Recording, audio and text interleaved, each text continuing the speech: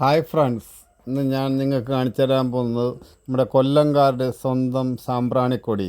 ഇവിടെ വരണമെന്ന് കുറേ നാളുകൊണ്ട് ഞാൻ വിചാരിച്ചിരുന്നത്, നടക്കുന്നില്ലായിരുന്നു. ഇവിടെ വന്നൊരു വീഡിയോ എടുക്കണമെന്നൊക്കെ. ഇപ്പോഴാണ് എനിക്ക് അതിനൊരു അവസരം കിട്ടിയത്. ഇന്ന് അവധി ദിവസമായ നല്ല ആൾത്തിരക്കുണ്ട്. ഇവിടെ ഭയങ്കര ജനമായിപ്പം. ഇവിടെ കൂടുതലും അങ്ങോട്ടും ഇങ്ങോട്ടും നടക്കാനോ ഒന്നും പറ്റത്തില്ല. ശരിക്കും ആളുണ്ട് ഇവിടെ ചുവപ്പ് കുടി കുത്തിയേക്കുന്നതിൻ്റെ അപ്പുറത്തോട്ടൊന്നും പോകാൻ പറ്റില്ല. അവിടെയൊക്കെ ആഴം കൂടുതലാണ്. അതിൻ്റെ ഇപ്പുറം ഭാഗങ്ങളിലൊക്കെ നമുക്ക് നടക്കുകയൊക്കെ ചെയ്യാം. അതൊന്നും കുഴപ്പമൊന്നുമില്ല. ആ കൊടി കുത്തിയേക്കുന്നതിന് അടുത്തൊക്കെ ചെല്ലുമ്പോൾ ഇച്ചിരി ചേറൊക്കെ ഉണ്ട്. കാലൊക്കെ ചെറുതായിട്ടൊന്ന് പൊതയെന്നൊക്കെ തോന്നും. അവിടെ കുറച്ച് ചെറുകിട കച്ചവടക്കാരൊക്കെ ഉണ്ടായിരുന്നു. കരയിൽ നിന്ന് ഇവിടം വരെ വരാൻ 150 രൂപയാണ് ബോട്ടിനുള്ള ചാർജ്. 5 വയസ്സിന് മേപ്പോട്ടുള്ളവർക്കായാലും ഈ ചാർജ് ബാധകമാണ്. 1 മണിക്കൂർ നമുക്ക് ഇവിടെ നിൽക്കാൻ പറ്റുള്ളൂ. ഇവിടെ നിന്നിട്ട് അവർ വിളിക്കും. കറക്റ്റ് സമയമാകുമ്പോൾ ആ ബോട്ട് നമ്മൾ കൊണ്ടുവന്ന് വിട്ട ബോട്ടുകാർ വിളിക്കും. പിന്നെ എവിടെ പോലും നമ്മൾ നമ്മുടെ തനി ഗുണം കാണിക്കുമല്ലോ. നമ്മളവിടെ നിന്ന് കുറച്ച് കക്കായൊക്കെ വാരിയായിരുന്നു. നല്ല മുട്ടൻ കക്ക, നമ്മുടെ കറുത്തയല്ല, കളർ വ്യത്യാസമുണ്ട്. അത് കഴിഞ്ഞ് നോക്കിയപ്പോൾ ഒരു ചേച്ചി ഇവിടുന്ന് കുറേ കക്ക വാരിക്കൊണ്ട് പോകുന്നത് കണ്ടായിരുന്നു. കക്ക കൊള്ളാമെന്ന് അറിയില്ല. നമ്മുടെ കായലിലെ കക്ക കണക്ക് വലിയ ടേസ്റ്റ് കാണുമെന്നൊന്നും അറിയത്തില്ല. ഇതിലേ കൂടെ നടന്നപ്പോൾ കാലിലെന്തോ തടയുന്നത് കണ്ടിട്ട് ഞാൻ ഒരു കൗതുകത്തിനൊന്ന് നോക്കിയപ്പോൾ എനിക്ക് 1-2 കക്ക കിട്ടി. നമുക്ക് പിന്നെ ഇവിടുന്ന് കക്ക കൊണ്ടുപോകാൻ പറ്റില്ലല്ലോ. പിന്നെ നമ്മൾ കക്ക വാരാനോ അതിനായിട്ടൊന്നുമല്ല ഇവിടെ വന്നത്. നമ്മൾ അത്യാവശ്യം 1-2 കക്ക എടുത്തെങ്കിലും അത് തിരിച്ച് കളയൊക്കെ ചെയ്ത്. അവിടെ ഓരോ സാധനത്തിനൊക്കെ ഭയങ്കര റേറ്റാണ്. എന്നാലും കുഴപ്പമില്ല. ഒരു 4-5 കഷ്ണം മാങ്ങയുള്ളൂ. ഉപ്പും മുളകൊക്കെ ഇട്ടതൊരു 50 രൂപയാണ്.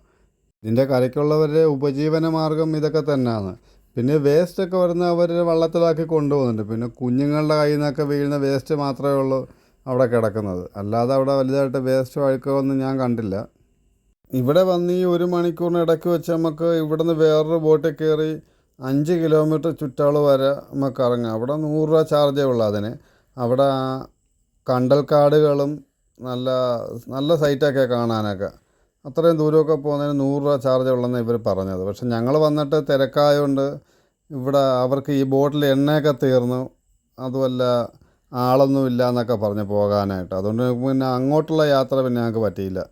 ഫോട്ടോ എടുക്കാനൊക്കെ നല്ല സൈറ്റുകളുണ്ട്. ഒട്ടും വെള്ളമില്ലാത്ത കരയുണ്ട് ഇവിടെ. അവിടെ കറങ്ങി നടക്കാം. ഇവിടെ ഫോട്ടോ എടുക്കാനുണ്ട്. മരങ്ങളുടെ മേളിൽ കയറുന്നൊക്കെ ഇഷ്ടംപോലെ ആൾക്കാർ ഫോട്ടോ ഒക്കെ എടുക്കുന്നുണ്ട്.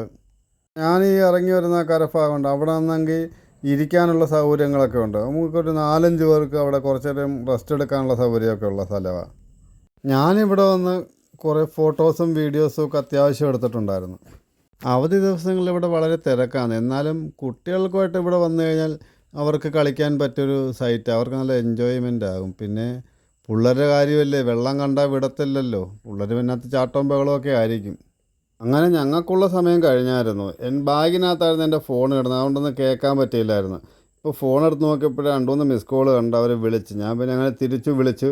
അവർ നടുക്ക് കിടക്കുമോ, ഇങ്ങോട്ട് വരാമെന്നാണ് പറഞ്ഞേക്കുന്നത്. അങ്ങനെ ഞങ്ങളുടെ ബോട്ട് വന്ന് ഞങ്ങൾ അതിനകത്ത് കയറി. ഞങ്ങൾ തിരിച്ച് യാത്രയായാണ്. Okay, bye, see you. അപ്പോൾ എൻ്റെ ചാനൽ ഇഷ്ടപ്പെടുന്നവർ ഷെയർ ചെയ്യുക, ലൈക്ക് ചെയ്യുക, സപ്പോർട്ട് ചെയ്യുക, കമൻറ്റ് ചെയ്യുക. സബ്സ്ക്രൈബ് ചെയ്യാൻ എല്ലാവരും മറക്കല്ലേ.